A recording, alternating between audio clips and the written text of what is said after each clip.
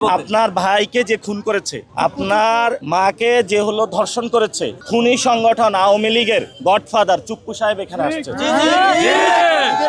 মুসল্লিরা প্রতিবাদ করেছে। আমরা সরকারকে দ্রুত জানাবো যে ৯/৬ না করে চুপ্পুর অভিশংসন জরুরি। চুপ্পুকে বাদ দিতেই হবে, সরকারের কোনো অপশন নেই। যদি এটা না বাদ দেয় ভালোই তাহলে তো আমরা আন্দোলনে যেতেই হবে।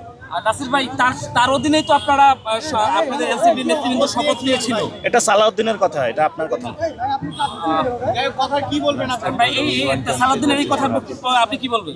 সালাউদ্দিনের এই কথা তো সমস্যা আগে বলেছিলাম, শিলং ফেরত থেকে বাংলাদেশের কথা। কারণ ওই সময় স্পিকার ছিল না, যেই জন্য হলো যদি চুপ্পু চলে যেতে হতো তাহলে স্পিকার ওই সময় ক্ষমতাটা গ্রহণের ওই সুযোগটা তখন ছিল না।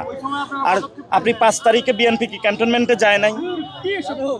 গিয়েছে তো। কেন গিয়েছে?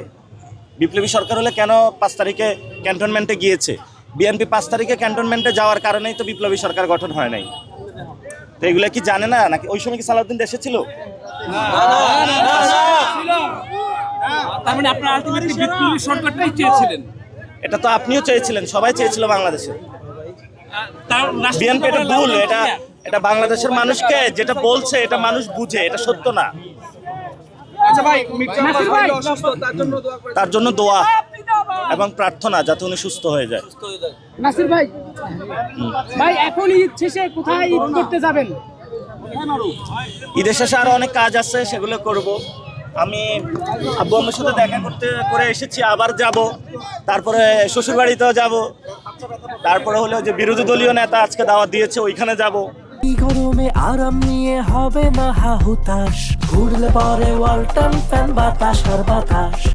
আমার বেসিক্যালি মূল জায়গাটা হলো সাধারণ মানুষ যা করে আমি তা করব। অনেকে খেলাধুলা করে, খেলাধুলা করতে যাব, বাসায় পায়েস খেতে যাব, সেমাই খেতে যাব, এই আর কি। নাসির ভাই, সাতপুরে যে গেলেন, অনেকজন বলতো যে আপনি সাতপুর যেতে পারবেন না, কিন্তু সাতপুরে গিয়ে কি হইলো আপনি একটু বলেন। কে বলে এগুলা? অনেকজনে দেখি যে বলে যে সাতপুর যাইতে পারবেন না। এগুলা ছেচ্ছর, চোর, বাটপার, বিএনপির আছে না কিছু। সন্ত্রাসী। চুপ্পু হলো সন্ত্রাসী এবং খুনি, যারা আমাদের ভাইদেরকে খুন করেছে।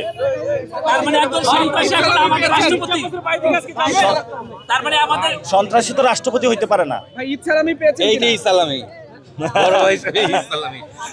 হাদি ভাই বেঁচে থাকলে হাদি ভাইকে দিতাম। হাদি ভাইয়ের জায়গায় আজকে এই সালামিটা আমার ছোট ভাই এই পাটোয়ারি নাসিরুদ্দিন পাটোয়ারিকে আমি আমার এই সালামিটা দিলাম। সালামি পাইছি। And we want justice, justice for Hadi. Eid Mubarak.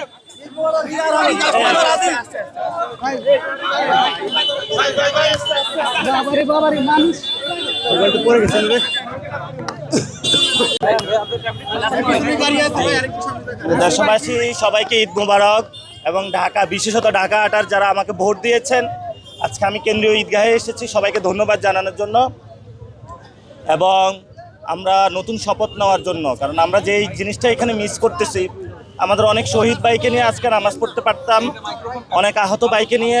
আমরা চাই বাংলাদেশে যারা তাদেরকে আহত করেছে, খুন করেছে, বিচারটা বুঝে পাবো এবং শহীদ ওসমান হাদি ভাইয়ের খুনের হত্যাকাণ্ডের বিচার বুঝে পাবো ইনশাআল্লাহ। এবং আমরা কয়েকদিন ধৈর্য ধারণ করছি, হয়তোবা সবকিছু আবারই সচল হলে আমাদের হয়তো রাজপথে যেতে বাধ্য হবে ইনশাআল্লাহ।